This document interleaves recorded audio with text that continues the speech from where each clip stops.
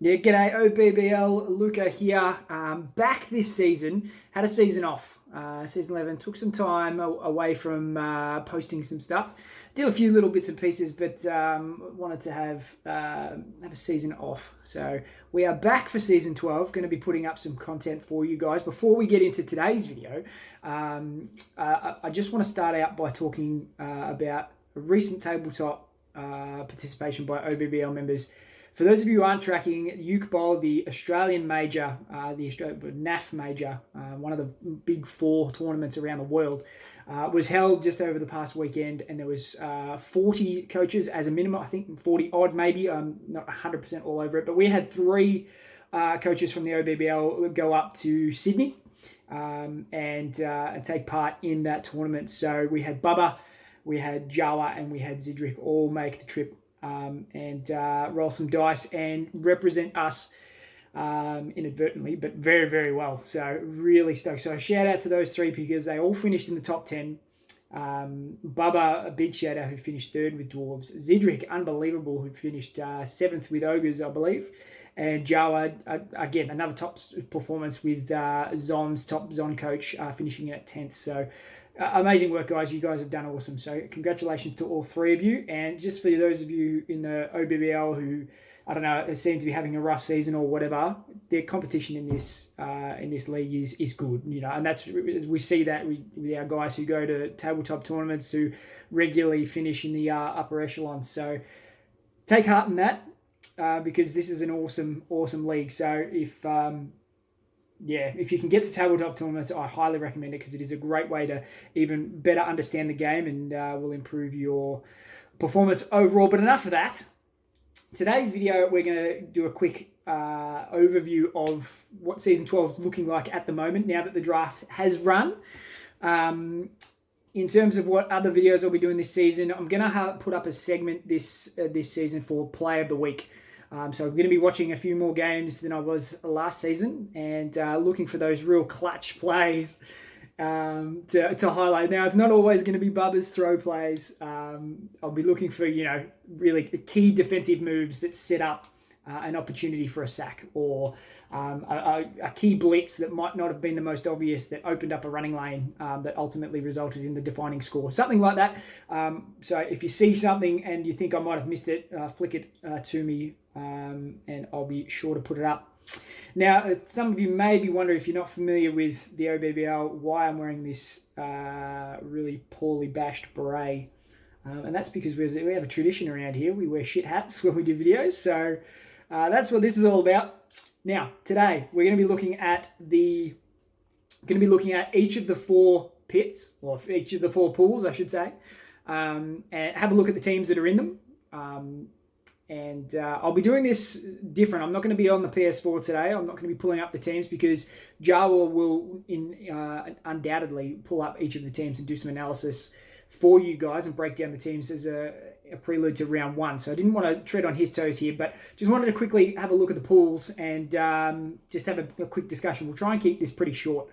But those of you who have watched my videos before, I do tend to ramble along. So bear with me with that. And if you think I'm dry already, well, screw you.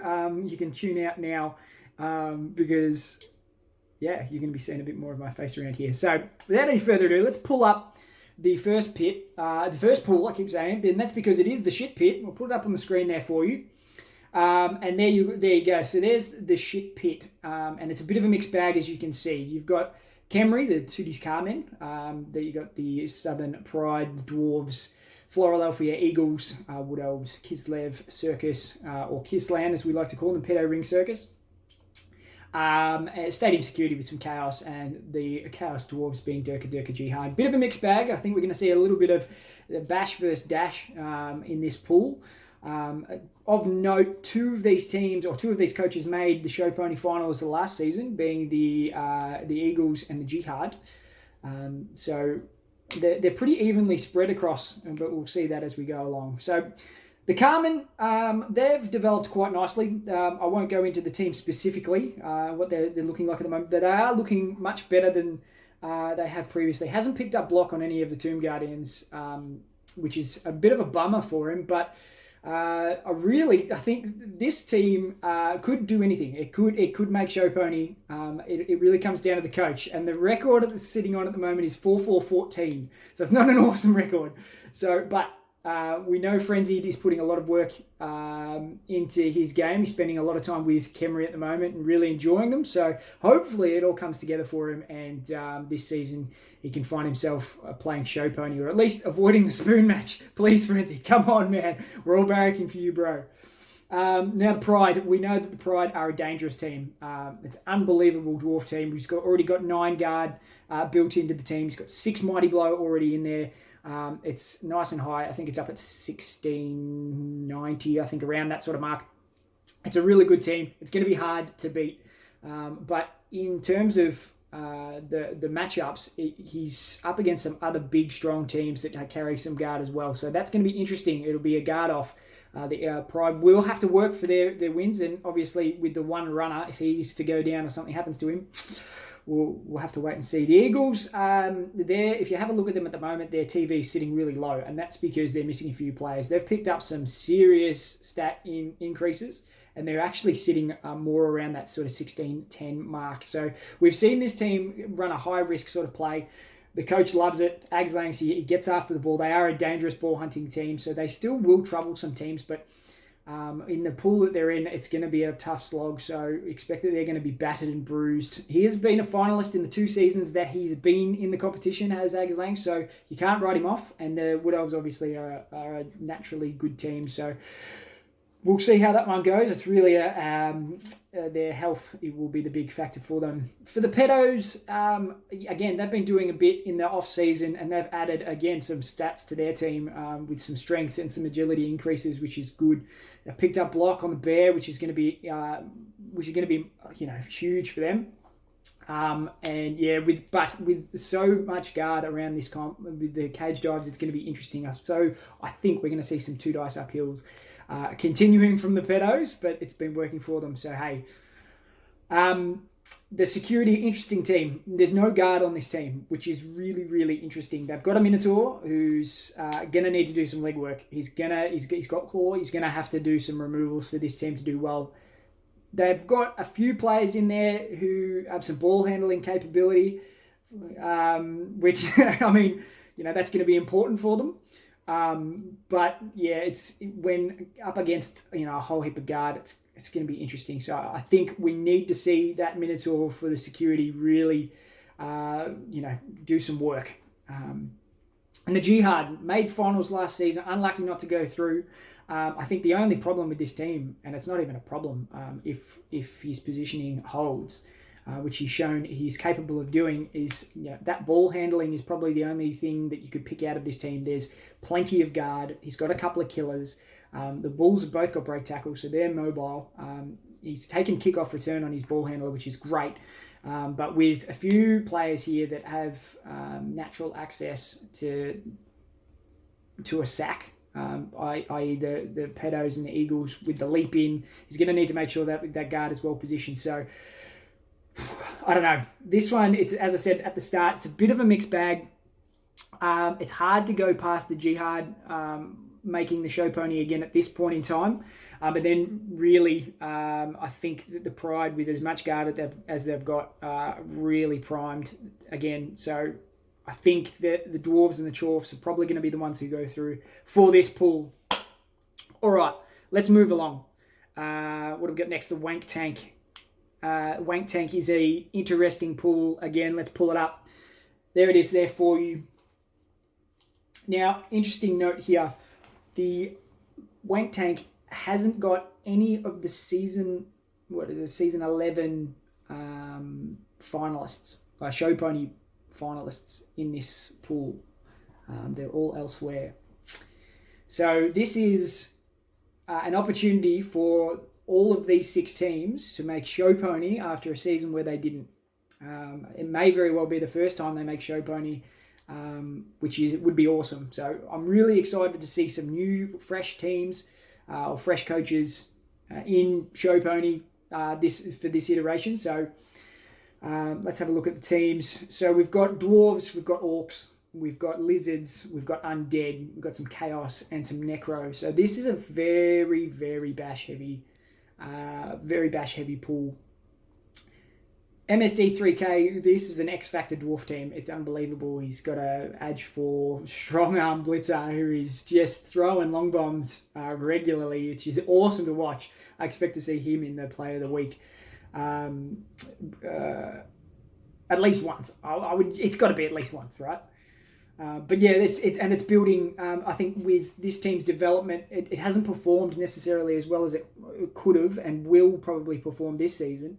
And that's because it's been, rolling doubles, picking up stats and all that sort of stuff, which has meant that it hasn't picked up the guard, which makes dwarves so good. But now he's starting to build some guard. I think there's 4 on there now, which is awesome for him. So expect to see this team doing well this season. No gays in Mother Russia. Hedgie, we all love to watch Hedgie's game. This team is been battered a bit. It's only sitting around the 15-30 mark in terms of TV, which is pretty low. Hard to skill orcs, I reckon, but it's a solid team. He's built in. I think he's got rid of that Armor 8 Niggle Black Orc, which is everybody's favourite target. But yeah, look, I think Hedgie's a roll of a dice, isn't it? It depends on which Hedgie rocks up. It's been said before, but if Hedgie comes in to play serious, he's hard to beat. So if he can put this team out on the park and position effectively, there's no limit to where the Orcs can go. If the No Gays in Mother Russia were a low TV, this team is a very low TV. Green Team 2020. It's pretty underdone lizards, unfortunately. It's been taking a hit. Seems to be a trend for Viking Matt. It's sitting around 1480 at the moment after you calculate in the ones that he's got missing. He's got a strength increase on a lizard. He's got block on a Crocs. He's got a few real solid players that he can build the team around, but he's just lacking that X factor. The skinks are undercooked. He's lacking a little bit of block on the Sauruses. It's going to be a tough slog for the lizards, I think. This is not an easy pool to play in, but hey, look, 2 strength 5 guys with block running around is not easy to come up against. So hopefully things go well for him in the dice fall better than they have the last 2 seasons, and we'll see Green Team go okay. Did all right in the last 2 seasons. He certainly hasn't struggled too much. But yeah, the team, it's got the foundations to do well. So hopefully the dice fall that way. And if the last 2 teams have been low TV, my goodness, the consequences. I swear this pool has been put together specifically for the dudes who have had the biggest beatings. Actually, probably throw the Hurricanes in there as well, and you've got the perfect mix of teams that have copped the most casualties. The consequences are sitting at around 1390, I think it is. Wow, they are very, very undercooked. So, but the thing is, when you look at the team, it's actually pretty solid. It's on the up. There's plenty of block in there. They've picked up a few guard. There's block on a mummy, which is really nice. Bit of frenzy in there. So look, with some inducements coming their way, the consequences again could very well be a competitive team. I think with this pool the way it is, you've got a whole sort of mid-ground of teams that have copped beating. So it's not necessarily going to be detrimental for teams to be undercooked. So hey, the consequences. Pickle is a fun coach to watch. It either goes horribly wrong for the guy or he pulls off some amazing stuff. So yeah, I would like to see this. Do you know what? The sucky thing about this pool is that I would really like to see all of these teams do well. But we'll have to wait and see who does. I think a big impact for this pool is going to be this next team. I think it's the new wave of British heavy metal, I think is the acronym. And Storm Saxon is primed to be the next executioner here, I think. His team has got a lot of claw. He's got a Minotaur on the team, and he's sitting around the 1700 mark. So he's going to give away some inducements, but my goodness, in a pool that is filled with teams that have copped beatings, he will be sitting there licking his lips going, I'm going to kill some stuff. And he's got the team to do it. I think I will touch on that in a minute. And then, of course, we've got the Pass Dog, who fancies himself as a bit of a coaching protege. But let's be honest, the hilarity had a bit of a fall from grace. Season 11 or season 10, I can't remember, the first iteration of this, they made Show Pony, and then the next season, I think they found themselves in the Don't Even Bother. But he's got two very healthy werewolves, and they're looking good. One who's almost ready to skill, so if he picks up the double, my goodness, look out. His revenge, keep an eye on him. But yeah, look, I think the hilarity are primed for a run at the Show Pony here. The team is looking solid. He's got, I think, all the tools that he needs. And against teams that are a bit undercooked, I think this Necro team is going to be well matched against most of them. He gets to play against his good mate, the coach of Joel, I should say. And so it's a good pool. It's one to watch. So my assessment for this pool, just based on form, I think that the Chaos are going to do some damage. They had a horror season last season. Again, that was a bit of a fall from grace for them because they made Show Pony in the first iteration as well. So they'll have something to prove. And Saxon, I think, will be out to do some damage. So I think they will very much impact this pool. And if form continues for the consequences for Green Team and for the No-Gays, they're just going to keep receiving injuries. And, the other teams will benefit from that. And then I think it's a real toss-up between the two good mates. I think Joel and Pastog are going to be really fighting it out for that second spot. And I don't know. Flip a coin. I don't know. I think the Dwarves are exciting to watch. Death Roller is just cool. But Pastog's proved that he can take a team into the Show Pony. So we'll have to wait and see. But they're my two. I think the Chaos will go through. And then, look, if I've got to say someone, I'm going to back Pastog here. I think in the friendlies, I think he's got the wood over Joel. So there we go. Let's move on to, the Knob Mob. All right, so this one is this pool, a bit of a mixed bag, but more agility based, I think, than anything. And it's full of Show Pony finalists.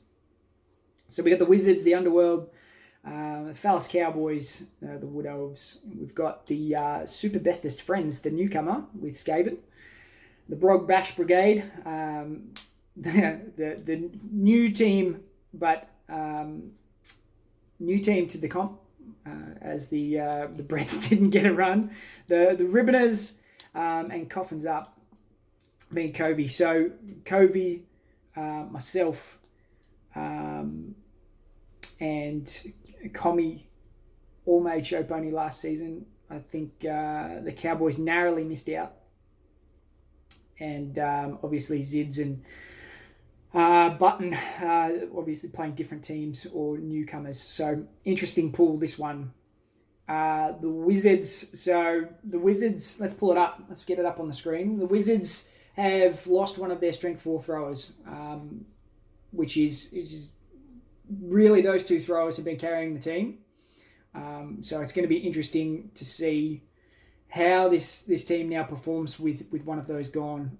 It's been developed pretty heavily and interestingly has been playing down TV most of its games, but this one I think will be up TV for at least the majority of the matches in this pool. So it's going to be interesting to see how that impacts this team's performance, particularly because it's only got 12 players on the roster at the moment. The Cowboys are stacked, absolutely stacked. They've got stats out there wazoo, and it's on key players. An Edge 5 thrower is just magic. This team is up there. It's 1790. It is a very stacked Wood Elf team, and against a competition that doesn't have a lot of smash, this team is primed. It's going to be hard to see the Cowboys not going through to the Show Pony. Super Bestest Friends, speaking of stacked teams, this guy's come into the comp and just gone stat. It's amazing. I don't know what it is about gutter runners running stats, hey. So natural one-turner, almost, I think, is movement 10 on the list already. A strength 4, so strength 3, edge 4, edge 5. Work it out, Luke. a gutter runner as well. So this team could do anything. Rat Ogre on there as well. He's come in. He's built a team quick. It'll be down, so he'll be getting some inducements.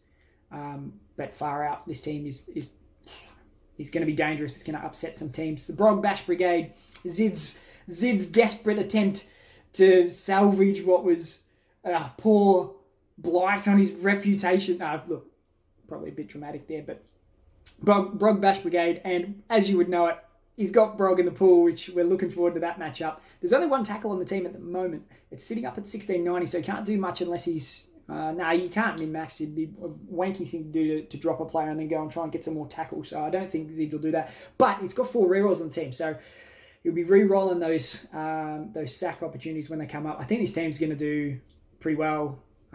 He's got some dodge on there as well, which is going to be magic. I don't know. It's a nice looking team, and it's the big hitters. It's the big hitting team, in a pool of squishy, let's be honest. The Ribboners, it's the Ribboners. My goodness, their TV is like 1320 at the moment. It has 3 vamps on the team. But this team has an uncanny win rate. It's just, we're 5-0 last season. So you can't underestimate Comey with these vamps. They're magic. So he's got a couple of really nice looking vamps. One that's on the way up. A few little skills here and there, and I don't know how he does it, but he seems to really trouble teams. So look for him to continue in his merry way. And then Coffin's up, another new team for the comp. Gifted bringing back one of his Necro teams. No tackle as it stands at the moment. They're at 1550, so he's got some time to build one in there. And this team's a bit of a toolbox team. I think one of the most dangerous ones is an Edge 4 Werewolf, which is really nice. But yeah, it's a bit of a toolbox team. Again, Necro are that sort of can do a bit of everything, particularly when you've got an agility increase on one of your key ball handling players. So again, this one's going to be hard to call. I think the Cowboys are primed. I think they're a fix. Then you've got teams that it's going to be interesting to see how they go. I think. I don't know how Gifted plays Necro, so if he's semi-competent, that team's got the tools. But then again, the Ribbon is 5-0. How do you go past them? So I don't know if I had to put a bet on. I'd go the safe bet. Probably say that Gifted will take the Necro through to the show pony with Brog and the Cowboys. So that's that one. And the final pit. This one will be slightly quicker because there's only 5 teams to talk about. We got a couple of high elf teams. We got 2 of them in this pool. We got the Ogres, the Goblins, and the reigning back-to-back champ. And I say champ in a good way, being Lonners with his Amazons. This pool, I freaking don't know. I have no idea. This is a wild card pool. It is going to be retarded. I know that there's going to be a lot of coaches out there who goes, yeah, of course, Lonners, he gets the 2 stunty teams in the competition to play against. Awesome. So, but hey, look, let's move past that. Because the other 2 games, the 2 high elf teams, if I was going to put a match up on Lonners to really trouble him, it'd probably be an elf team. So let's get this pool up. We've just run through the teams that are there. Hurricanes, this team... it copped some injuries. I don't know why. And can roll some ones. But hey, team's looking nice. He's got some really nice catches. He's got some nice blitzers. The problem with this team is that it's got no guard at all. It's only got the 1 stat increase, so he's been rolling normal skills, which means the team's stacked full of skills, which means you get a lot of bang for your buck in terms of your TV build. But it is lacking the X factor. The 1 H5 catcher is awesome, and that is probably enough X factor.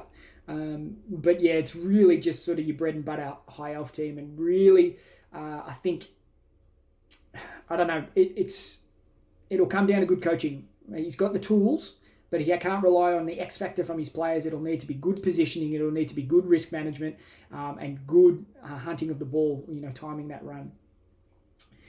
The Ogres, the superstars of smashing. This team it's going to be fun to watch. Lima, it's great to have him back. And welcome back, Lima. We've said it before, but it's awesome to have you back, mate. With this team, it's going to be a lot of fun. I think it's going to surprise people because it's highly mobile. Not fast, but mobile. All the Ogres, I think, have break tackle, which is really cool. Just the one block, which is probably going to be his blitzer every turn. But yeah, it's going to be interesting because unfortunately for the Ogres, there's a few of the games, the 2 high elf games and the Amazon game, that's a lot of blodge, and that one of the goblins is a heap of dodge too. So they're going to have to make their hits count. So expect to see them looking for 3 dice blocks. Greendale College, they're the inducement team. I think they're sitting around 1,100 tops, maybe under. So they're just going to be having inducements. So expect to see Ripper every week. And if not, Ripper, Morg, potentially both. Like I think Lukey Stewart said he was looking to get both on the team. So hopefully that means... some good, fun, amazing goblin play, which he's been doing. So, what's next? The vibrations. My goodness. If you want to learn how to roll skills, go and speak to Baldwin. The man has rolled 4 guard. 4! He's got 4 guard on a high elf team. My goodness. Yeah, he's got like 7 players, but 4 of them have guard. One of which has Mighty Blow, as well as a move increase. Far out. Man can roll some doubles. But this team looks awesome. He's got the Edge 5. He's got a move increase with some Mighty Blow. He's only got 4 block and 1 wrestle, which is, he's going to have some squishy loner linemen who will be up on the line, so those Ogres will be licking their lips at those guys. And yeah, look, he's... the team is primed. He's probably the best shot out of anybody to have a go at the panties. Vibrations. No, nothing. Okay. Look, jokes aren't my strong point. All right, we know this. Anyways, the vibrations looking good. They're going to carry some loners and not a lot of block. So interesting. We'll see how that goes. But a heap of guard. And the panties. Finished. Leave the best till last. This team goes in unchanged from their championship team. They get some players back, don't they? So the team's got it's got 4 guard built in there, a heap of blodge. He's got the killer tackle Mighty Blow player who will do some damage, and then Lona's just with his nice solid positioning. So this team, look, it's hard to go past Lonas. I've said it before, but I don't think this team can lose. I don't know what it is. They're just amazing. He positions them beautifully, but then also the things just happen for this team. And Gifted will tell you all about that if you ask him. And then I think you got to go to safe bet. You've got to go one of the high elf teams. And 4 guard on a high elf team, you probably think the vibrations are the safe bet to go through. But hey, that's a toss of a coin. For the high elf teams, guys, I said I'd try and keep it short. We've gone for almost half an hour. If you're still with me, thank you so much for tuning in. I'm really excited about this season. It's going to be awesome. Some really cool matchups coming in. We should have some new or some different teams in the show pony this season, which is going to be really exciting. Got some cracking matchups. I'm really looking forward to the hilarity versus MSD 3K. When the gloves are off, that's going to be a cracker. I'm looking forward to seeing the Carmen and how they go this season. 4-4-14 is... I think they're better than that. I really do. I know Pastel will be going Frenzy sucks because he likes to pick on the man, but Frenzy's getting better, and I'm excited to see where he takes the Carmen this season. I'm wrapped with the pools and how they've fallen. It's gonna be awesome. So thank you for tuning in. Good luck to everybody coming up for this season. I really hope we get some even matches. There was a lot of there was a lot of one-way traffic in the last season. So I really hope this season we get some real blinders.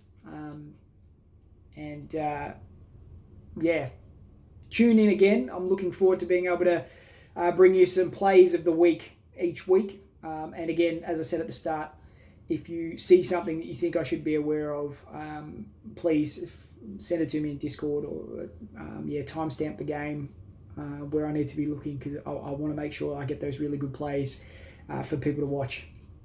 Anyways, as I said, this has been half an hour, so thank you for tuning in. Good luck for Season 12, and we'll catch you again soon.